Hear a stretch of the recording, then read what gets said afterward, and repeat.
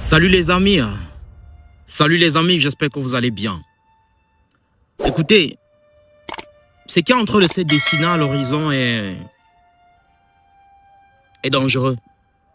Il se pourrait que la Bible risque d'être proscrite au Canada. Je viens de tomber sur un article de Tribune chrétienne, comme ça sur le net. Je vais lire cet article. Les chrétiens et les défenseurs de la vie feront presque certainement face à un niveau entièrement nouveau d'hostilité, la porte s'ouvrant à une persécution réelle, sous couvert de légalité. Le 25 mars 2026, la Chambre des communes du Canada a adopté le projet de loi C9/186, voix contre 137, derrière l'intitulé officiel de Loi de lutte contre la haine. Loi de lutte contre la haine. Donc, du coup, il y aurait des versets bibliques dans la Bible qui font la promotion de la haine.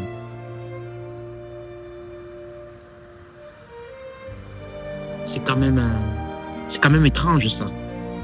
Bon voilà, continuons. Ce texte suscite de vives inquiétudes parmi les chrétiens et les défenseurs de la liberté religieuse. En effet, il pourrait permettre de poursuivre des croyants pour avoir cité des passages de la Sainte Bible. Est-ce que vous écoutez ce délire?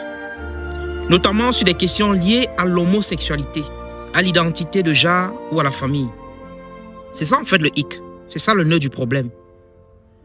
L'homosexualité a toujours été un sujet presque tabou.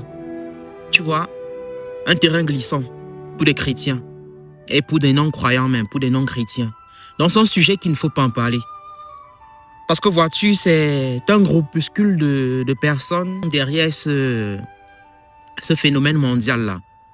Tu vois, où tu vois quelqu'un se lève un beau matin, il se dit qu'en fait, lui, il est poisson. Il s'est toujours senti poisson dans son corps. Du coup, dorénavant, il va mener une vie de poisson. Un jeune garçon te dit, voilà, lui, il est dorénavant fille. J'ai publié une vidéo dans cette page surtout. Donc, vous allez regarder là où je parle de la transidentité. Il y a une femme qui témoigne avec regret. La chirurgie, tu vois, les chirurgies par lesquelles elle a dû passer pour avoir la transformation désirée. Elle a changé son corps, son magnifique corps de femme, qui était capable de donner naissance, de donner la vie pour avoir un corps d'homme.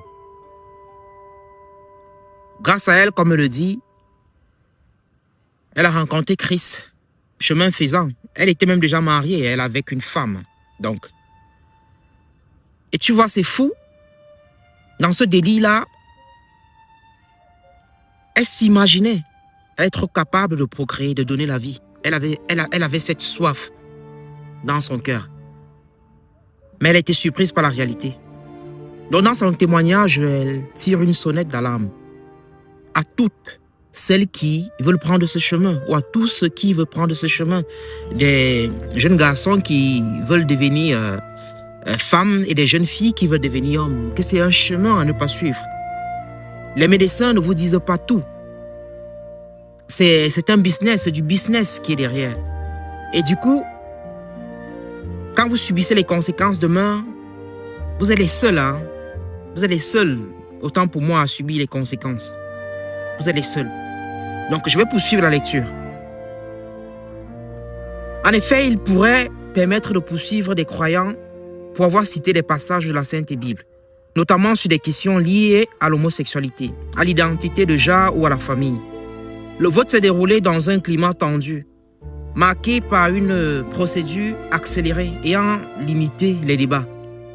Fait notable, les députés conservateurs, néo-démocrates et écologistes ont voté contre le texte, formant une opposition rare face à la majorité libérale et au bloc québécois. Pour de nombreux observateurs, cette loi constitue un tournant. David Cook, responsable de campagne et pasteur chrétien, a mis en garde contre les conséquences de ce test. Il affirme que les chrétiens et les défenseurs de la vie feront presque certainement face à un niveau entièrement nouveau d'hostilité. La porte s'ouvrant à une persécution réelle, sous couvert de légalité. Il ajoute que cette loi, présentée comme visant la haine, pourrait en réalité conduire à des accusations contre les croyants et permettre à des autorités idéologiquement motivées de cibler, pour la première fois, la parole même de Dieu sur les questions de la vie, de la famille et de la foi. Le projet de loi a également été critiqué pour la suspension d'une clause de protection religieuse, ce qui a suscité la réaction des évêques catholiques du Canada. Ceux-ci ont dénoncé une atteinte grave à la liberté de religion et ont appelé à revoir cette disposition. Donc, le test doit désormais être examiné par le Sénat, où la majorité des membres ont été nommés sous le gouvernement de Justin Trudeau.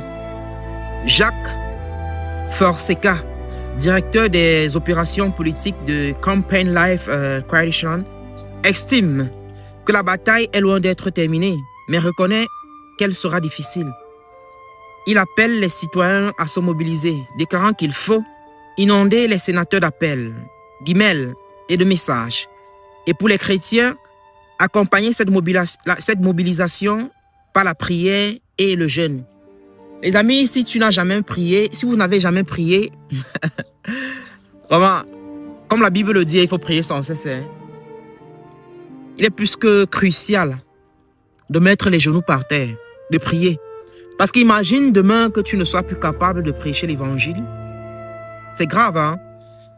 On ne mesure pas la gravité de ce qui est en train de se préparer. Mais là, ça va devenir difficile de faire même du porte en porte. Un peu comme les témoins de Jéhovah ont l'habitude de le faire. Un peu comme je le fais aussi de temps en temps où je vais dans les ruelles prêcher l'évangile. Ça va devenir difficile, ça sera très compliqué. Très compliqué. Donc, mobilisons-nous ensemble, prenons des temps de prière pour crier vraiment à Dieu. C'est important. Comme l'a fait le peuple de Ninive. Il est important qu'on le fasse. L'article poursuit en disant: au-delà du débat politique, c'est une question fondamentale qui se pose. Peut-on encore proclamer librement l'enseignement biblique dans une société occidentale qui se revendique de la liberté? Mais de quelle liberté on parle? On te parle d'une liberté que tu ne peux pas en jouir. On te dit tu es libre de faire ce que tu veux. On te donne la liberté, mais par la même occasion, on t'interdit d'utiliser cette liberté. C'est un peu con quand même. On te fait croire que tu es libre, en réalité tu ne l'es pas. C'est une liberté de façade. Regardons un peu ce qui est en train de se passer ces derniers temps dans le Moyen-Orient avec notre cher Trump, qui s'est carrément érigé en Jésus-Christ, sauveur de l'humanité. J'ai l'une de mes mamans catholiques ici qui est... elle est remontée grave avec la sortie du pape, de Trump contre le pape. Donc j'imagine le degré d'insolence. Donc lui en fait, la liberté que l'Occident prône aujourd'hui, c'est sa liberté à elle. Elle est libre de faire ce qu'elle veut. Tous ceux qui sont à la tête de ce monde-là, ils sont libres de faire ce qu'ils veulent. Le bas peuple doit juste subir. On fait croire au bas peuple qu'ils sont libres, mais en réalité, ils ne le sont pas. Donc, c'est une fausse liberté. Pour de nombreux fidèles, la réponse semble de plus en plus incertaine. Face à cette situation, certains rappellent que l'histoire de l'Église a toujours été marquée par des périodes d'épreuve. C'est vrai. La persécution fait partie des piliers de la vie chrétienne. Si tu es un chrétien et tu n'es pas persécuté, il faut te poser des questions sur ta marche chrétienne. Et à un moment donné, tu seras persécuté. Parce que la vérité, ça dérange. Elle dérange. Je me rappelle, il y a de cela quelques mois, j'ai fait une publication sur Facebook. Non, c'était l'année passée. Merde. J'ai reçu une avalanche de messages. Mais la haine. Tu n'as pas aidé. Les gens sont venus jusqu'à m'attaquer inbox avec des messages difficiles à lire. Tu vois des gens qui se disent chrétiennes, mais qui ne permettent pas que tu touches à leur petit péché mignon là, qu'ils caressent dans le sens du poil. Non. Prêche ton évangile là où tu veux. Dis-leur en fait ce qu'ils veulent entendre. C'est ça en fait, ce que le monde prône aujourd'hui. Vous deviez nous dire ce que nous voulons entendre. C'est pas ce qui est écrit dans la parole de Dieu. Il y a eu un épisode de South Park. Vous connaissez la bande dessinée South Park qui s'inspire des faits d'actualité pour réaliser des épisodes. Dans l'un des épisodes de South Park, il y a une famille de New Jersey qui vient en South Park rendre visite. Et comme ce sont des gens un peu libertins, tu vois, qui n'aiment pas qu'on leur titille, qui n'aiment pas qu'on leur mette face au miroir, cette femme, lorsqu'ils étaient à table, la femme de New Jersey sans cesse lançait des pics. Elle critiquait sans arrêt des gens. Et il a fallu juste que la femme de South Park fasse une remarque claire. Qu'en réalité, toi, tu as de grands yeux. Merde! Elle est partie en vrille. Elle a piqué une crise carrément. Donc, elle n'a pas supporté qu'on lui porte critique. Ce qui est son commun. Hein? Donc, elle a le droit de porter critique, mais toi pas. Elle a le droit de te dire ce qui ne va pas sur toi. Ce que tu dois faire, ce que tu dois changer. Mais toi, de ton côté, tu dois subir. En fait, le gentil aujourd'hui, c'est ça. Le gentil doit subir, il ne doit pas revendiquer. C'est comme ça aujourd'hui dans le monde. Et c'est un peu ça que l'Occident nous affiche aujourd'hui. C'est ça que Trump nous affiche aujourd'hui. L'appel est désormais à la vigilance, mais aussi à la fidélité. Car si la pression du monde s'intensifie, la mission des chrétiens, elle demeure inchangée. Annoncer la vérité sans compromis.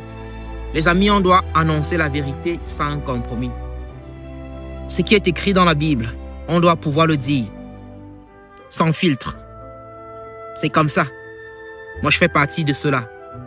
S'il est dit dans la Bible que l'homosexualité est prohibée, je vais te regarder en face, je te le dis. Alors, si toi qui m'écoutes en ce moment, tu es homosexuel, tu es étrangère, avec tout l'amour que je porte dans mon cœur, Dieu ne te veut pas dans ce genre de choses. Sincèrement, j'aime ta personne. Je t'aime en tant que personne. Mais je n'aime pas l'esprit qui t'habite en réalité. Le chemin que tu as choisi, c'est ça qui ne me plaît pas. Ta personne en soi n'a pas de problème, mais c'est l'esprit qui t'habite. Elle est contraire à la volonté de Dieu. Elle est contraire au plan de Dieu pour l'humanité. Ok? Donc les amis, je crois que je vais m'arrêter là. Si c'est votre première fois sur ce canal, sur cette chaîne, n'oubliez pas de vous abonner. On a l'intention de faire de Buda Gospel une chaîne de motivation chrétienne assez huppée. Hein? On va atteindre les 1 million d'abonnés. C'est le but. Faire de toutes les nations les disciples.